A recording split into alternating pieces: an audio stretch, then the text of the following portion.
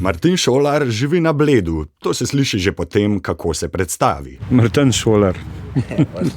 Doma sem z Bleda in se imam za otroka in človeka Julijskih Alp. Delam vse mogoče, čeprav v osnovi, ko me vprašajo, rečem, da sem naravovarstvenik, hribovec, gornik, rad imam naravo. Oktobra 2023 je teden dni popisoval svoje izkušnje s povsem trajnostnim načinom premikanja.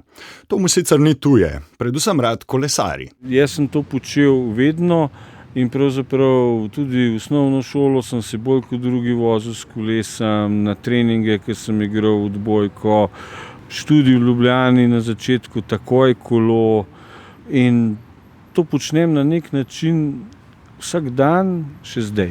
Za pot do službe pa mora skoraj vsakodnevno uporabljati več prevoznih sredstev.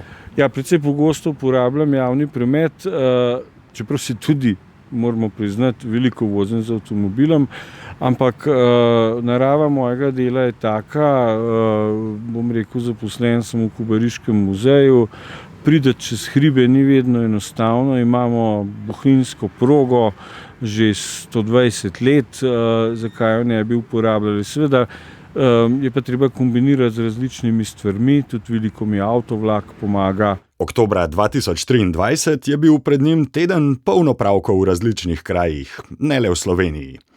Avta ni smel voziti, pove brez zadržkov. Ja, v tistem obdobju, ko nisem vozil, sem seveda bil dnevno na javnih prevozih. Intenzivnost mojega življenja, poklicnega ali pa tudi osebnega, je pač na visokih obratih.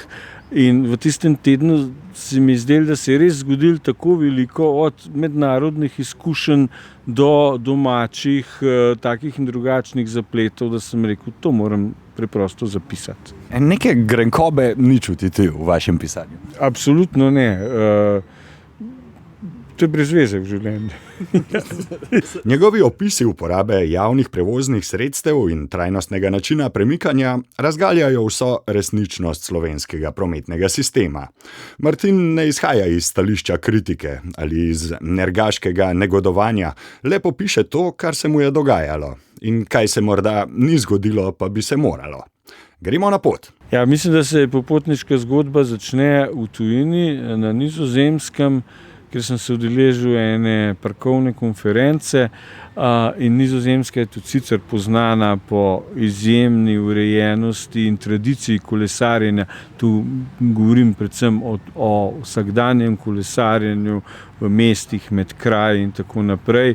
In že teden pred tem, ki sem ga preživel na konferenci, je bil fantastičen. Najel sem si kolo, imel sem ga cel teden in preprosto užival. Tako kot na Nizozemskem, to lahko uživaš pravzaprav redko, kje nisem bil pa glih v velem mestu, bil sem pa kar v velikem mestu.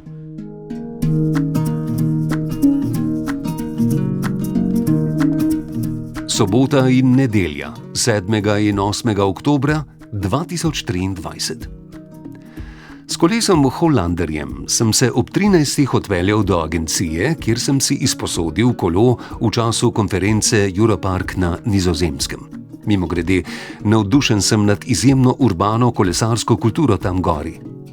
Od tam peš pol ure do železniške postaje Leeuwarden v Friziji. Saj veste, črno-bele krave Frizike so prav od tam. Z Leeuwardena sem z vlakom, nič kaj drugačnim vlakom, kot so naši novi Stadlerjevi modro-beli lepoci, 2 uri in četrt gladko kot po maslu in s hitrostjo do 140 km/h potoval na amsterdamsko letališče Schiphol. Tu je bilo treba skoraj 4 ure počakati na najbolj netrajnosten del mojega tedna. Pol drugo uro dolg let Amsterdam-Zagreb s kraljevo letalsko družbo KLM. Ker je bila zamuda, sva z Zoranom iz Črne Gore stopila iz letališke stavbe ob polnoči. Javnih prevozov ni bilo več. GoOpti mi je ponujal prevoz na Bled za 324 €. In toliko pri denarju pa seveda nisem.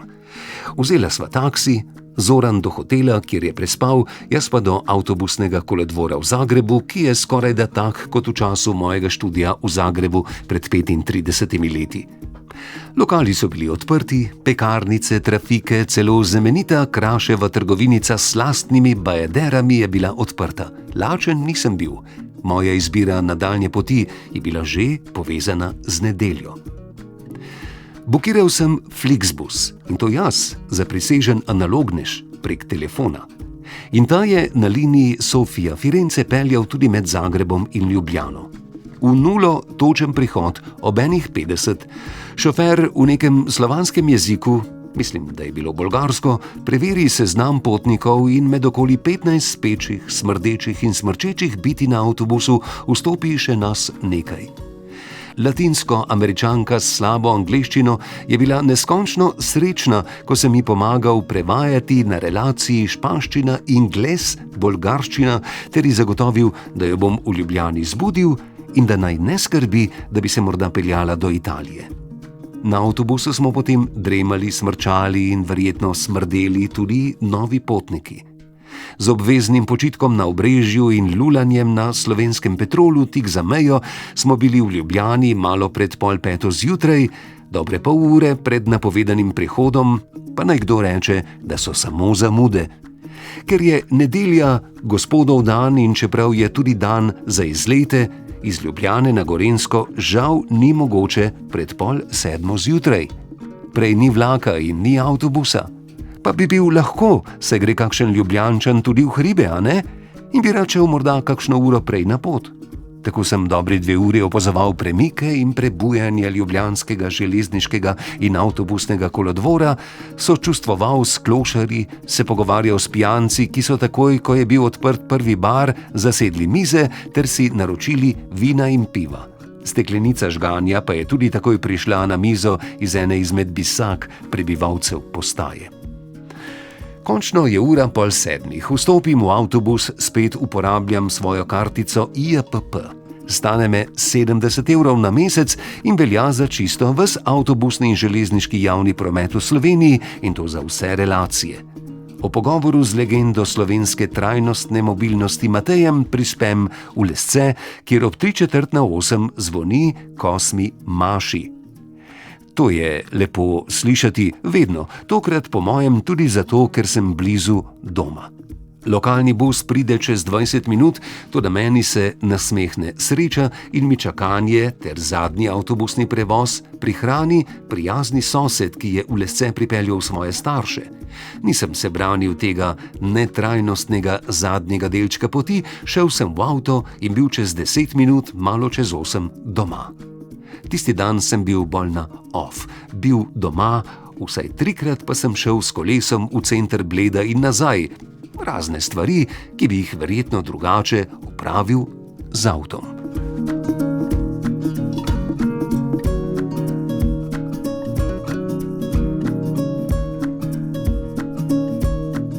No, tisti, ki so nekako kar stalni potniki na javnem prometu, se mi zdi, da relativno stoično prenašajo tegobe.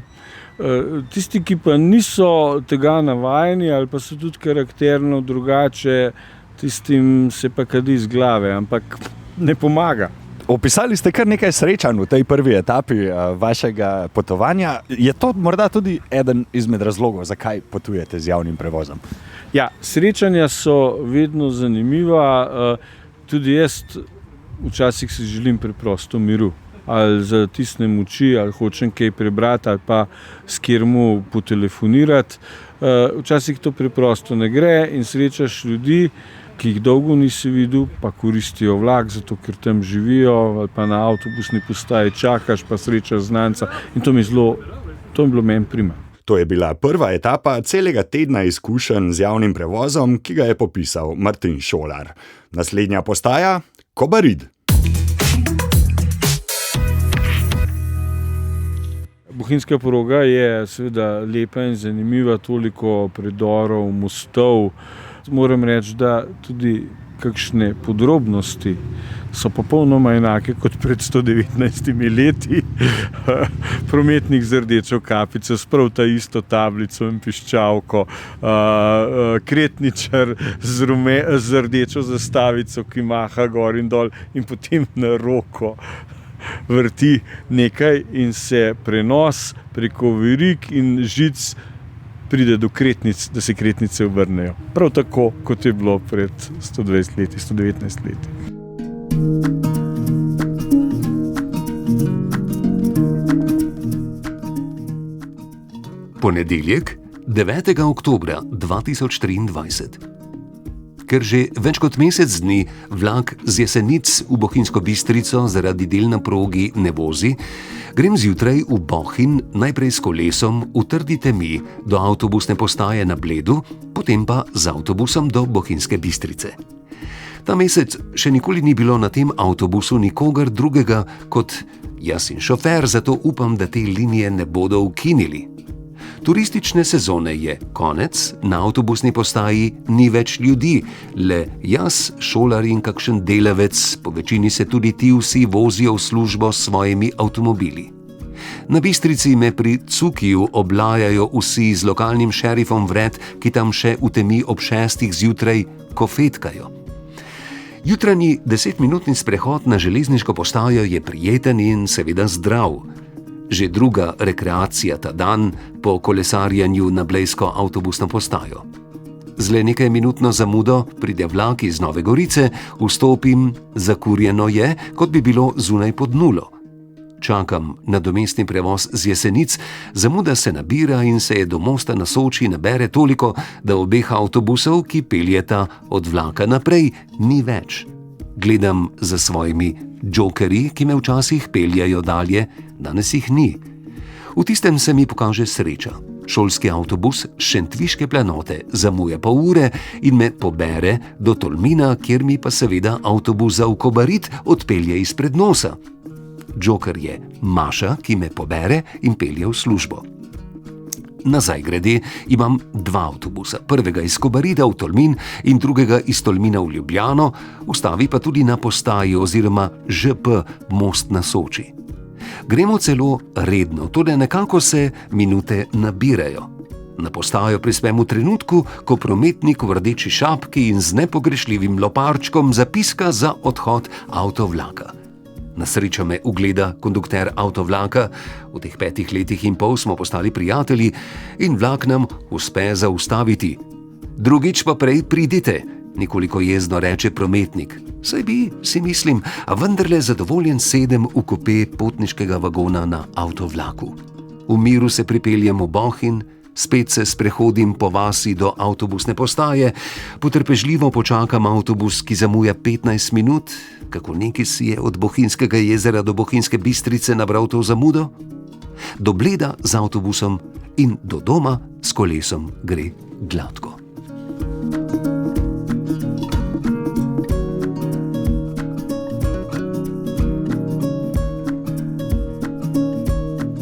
Bom rekel, ljudje koristijo javni prevoz manj zaradi tega, ker ko se šteješ tudi čase in čas je tudi vrednota, se potem zgodi, da vidiš, da ljudje vozijo v isto smer, kot kamor hodijo v službo, tudi otroke v šolo.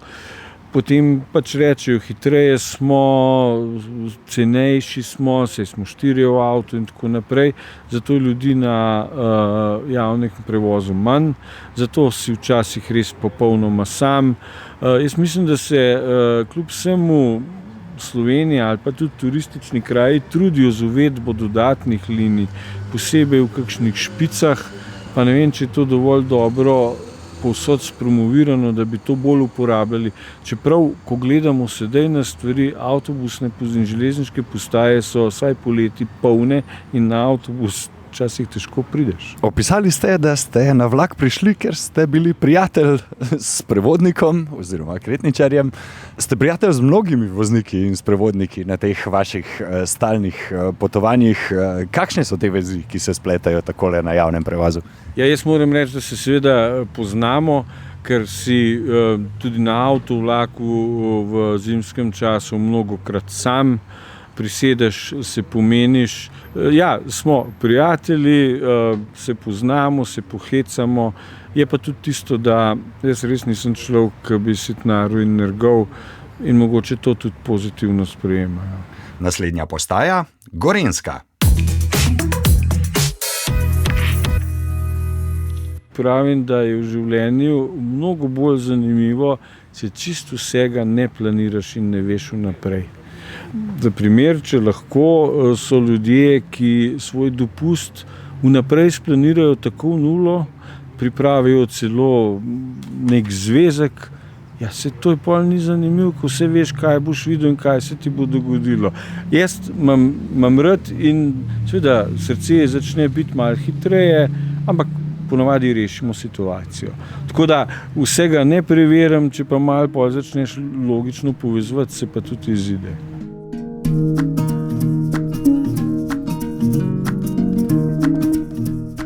Torek, 10. oktobra.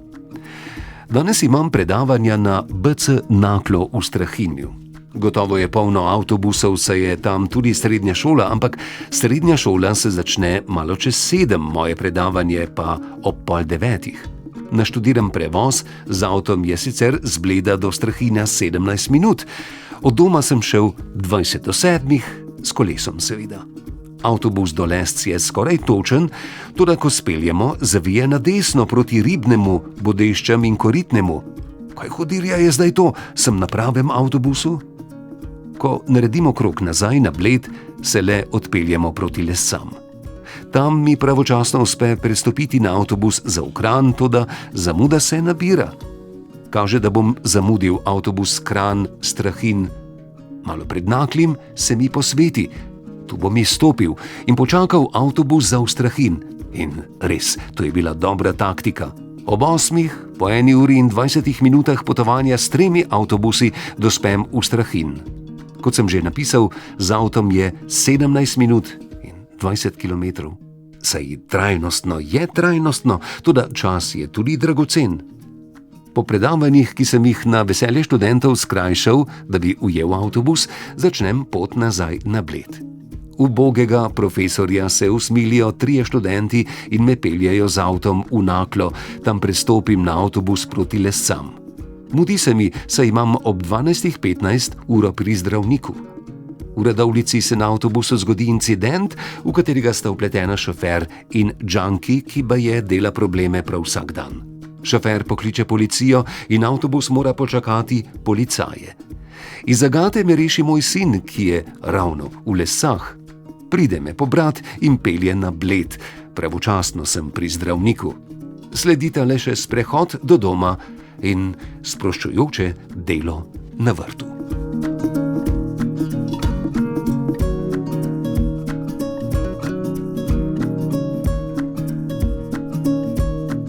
Martin Šolar, ko tole zgodbo poveste prijatelju, ali pogosto dobite odziv, kako se vam to sploh da? Ja, jaz bom rekel, da tisti najboljši prijatelji me poznajo, oziroma eni so tudi hudi zagovorniki javnega prevoza. In ko sem nekaterim povedal, da pač zdaj neko obdobje ne bom vozil avta, so rekli, to se ne izide, še posebej ne pri tvojih aktivnostih in obveznostih.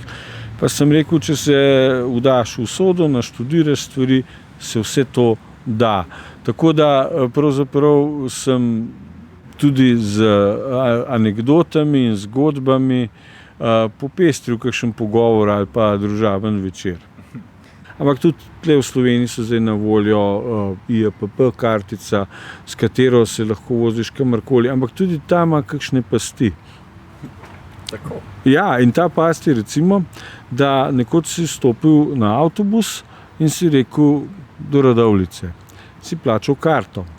Zdaj sem jaz vstopil na avtobus, na katerem je pisalo Bled Ljubljana in podrsal s kartico in vse je bilo v redu. Misleč, da gremo tudi v Radovljico, ampak ne, zavili smo na avtocesto in šibali v Ljubljano. Če bi jaz šoferju rekel do Radovljice, bi mi rekel, ne ustavimo tam. Pa smo imeli težave in smo se ustavljali na bencinski postaji tam pri Brezjah in sem jo peš maširal nazaj v Radovljico. Naslednja postaja Ljubljana. Tokrat je Martin Šolar popisal potovanje na Jesenice in v Ljubljano. Ti 2 mesti sta z mojim Bledom zelo dobro povezljivi. Tako da tukaj ne vidim težav, včasih je težko ujeti, ampak če naštudiraš, se te stvari lepo izidejo. Jaz res ne preberem vedno drobnega tiska in zato me kakšna relacija potem pelje ali mimo destinacije ali pa, včasih smo rekli, okoliriti v Varžet do destinacije.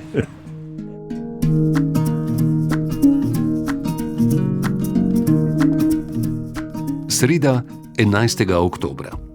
Jutro je mirno, s kolesom imam opravke po Bledu.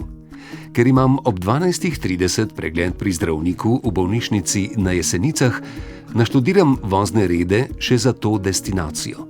Avtobusov je kar precej, v pravem času imam direktni avtobus prav do bolnišnice.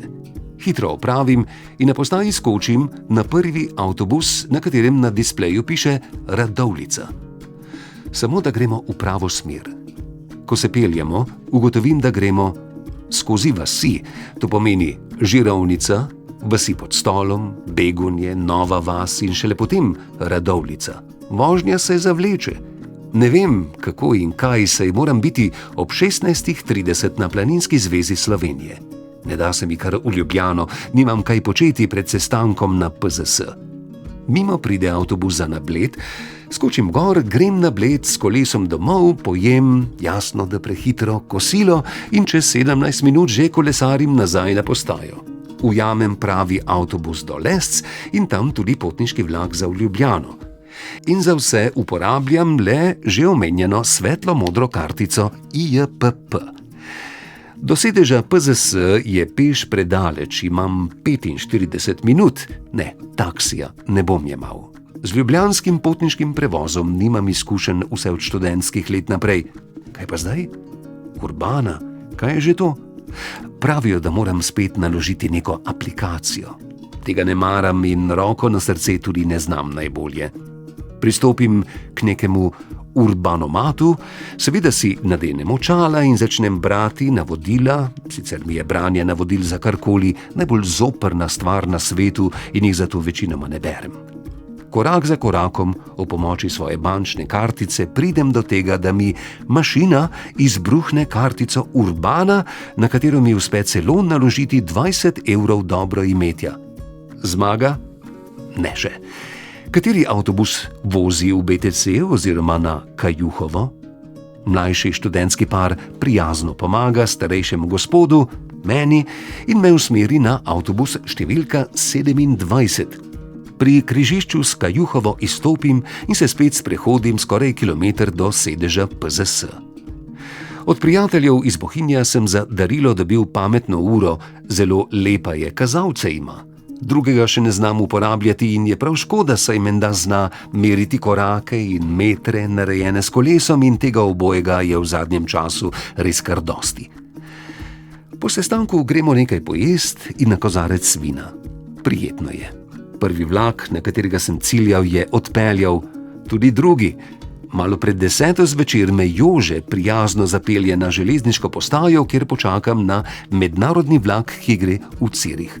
Hvala Bogu, ustavi tudi v Lescah. Tudi za ta vlak velja kartica IJPP.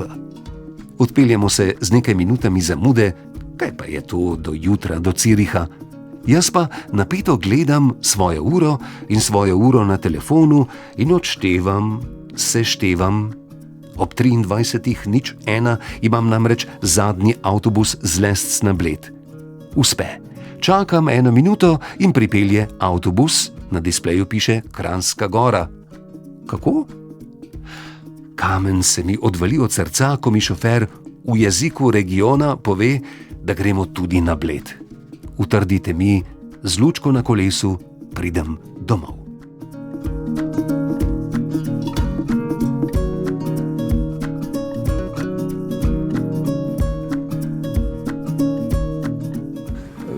Svet se vrti v to smer, da si vedno bolj pomagamo z digitalnimi napravami, z digitalizacijo in za kakšne starejše ljudi seveda to malo težje.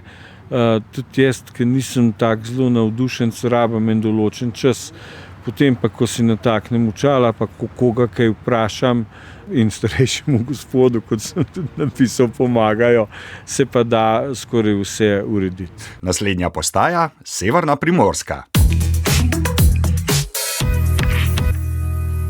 Ja, seveda nekaj več prilagajanja se to zahteva, ker ne glede na prislovične zamude, vlaki in avtobusi odpeljejo v določeni uri in če jih je malo, se moraš držati tiste ure. Jaz sem sicer po naravi, pa tudi po znamenju devica, kar pomeni, da sem točnejš in natančnejš, da mi to ne dela težav, ampak moraš se kar paziti, da vse steče tako, kot si želiš in ne sme priti do kakšnih velikih odstopanj. Tako da kakšen dan stvari vse tečejo lepo, časovno je pa moja destinacija včasih zahtevno zanimiva.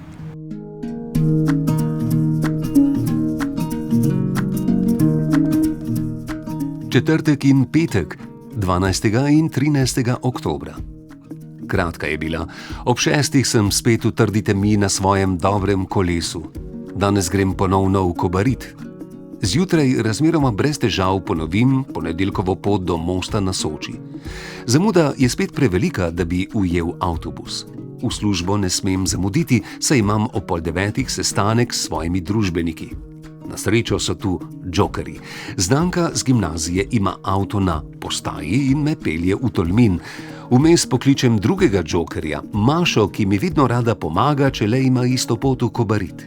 Služba mine mirno, nazaj v Tolmin se peljem spet z Mašo. Prijazno me odda na avtobusni postaji. Avtobus je točen, čeprav moram počakati drugi avtobus iz Nove Gorice. Tudi avtovlak ujamem brez intervencij. Mimogrede, avtovlak je najbolj točen izmed vseh naštetih vlakov, je pa res da precej neodvisen in vozi le z mosta na Soči v Bohinj in nazaj. Potovanje današnjega dne se konča brez pretresov. Opomba pod črto je le, da sem za 6 ur v službi porabil skupaj 11 ur in pol. Petek, 13. Se bo vse išlo? Pozno popoldne imamo odprtje razstave v Redipulji v Italiji. V Rekelcu bo treba v službo, za kolo je manj primeren, toda vseeno grem s kolesom do postaje. Avtobus za v Bohinj je točen, sprehodim se do železniške postaje in ker ima nadomestni prevoz veliko zamudo, si pomagam z avtovlakom, potem pa še z 2 avtobusoma do Kobarida. Saj gre, le od doma do službe sem potreboval 3 ure in 20 minut. Popoldne me sodelavec Jaka vzame v svojega sfriziranega fička in se odpeljeva prek Robiča in Čedada do Redipulje. Dogodek lepo uspe. Malo čez 7 začnem priganjati, Jaka pravi, da pozna ceste in da bo dobrih 20 minut dovolj do železniške postaje v Novi Gorici. Zaupam mu in tudi živciram se ne, kar bo pa bo. Čeprav, če ne ujamem vlaka ob 19:56, ne vem, kaj bo. Še eni kolegi so mi ponudili prevoz okoli Riti v Varžet v Ljubljano in potem spet tista zgodba z vlakom kot pred nekaj dnevi. Minute na displeju Jakovega avta letijo, midva tudi, pa še kar sva v Stari Gorici. Točno ob 19:56 skočim iz avta na Trgu Evrope in stečem skozi postajo. Vlak je še tam.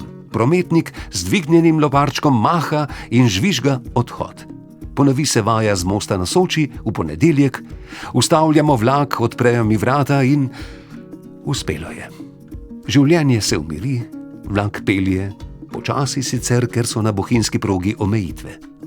Ker na postajah v Baški grapi ni nočnih prometnikov, tam tudi križanj vlakov ne more biti, zato na mostu na Soči 40 minut stojimo in čakamo vlak iz Bohinja, da se kompoziciji križata. In križamo se tudi mi, potniki.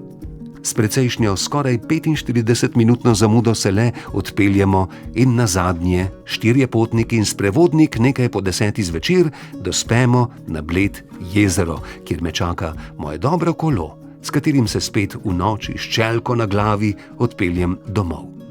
Poln teden je bil, prežet in preživet v duhu in nuji s trajnostno mobilnostjo. Danes, kot opišem, sem bil doma in se vozil samo s kolesom.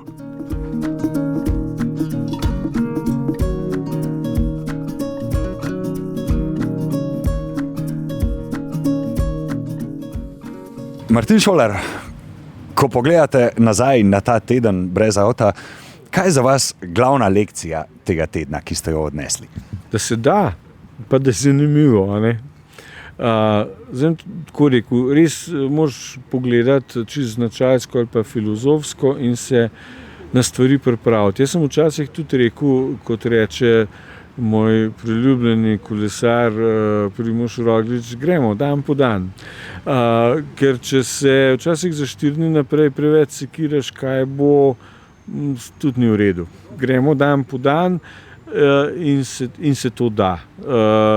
Jaz sem se v trenutku, ko sem vedel, da mogoče dobre pol leta ne bom vozil, tega zavedal, pomagali so mi tudi v družini, prijatelji s kakšnim prevozom, ampak to moraš vzeti v zakup, kot se reče, in potem živeti s tem. Tako da na tak način je bilo pravzaprav prav lepo in zanimivo.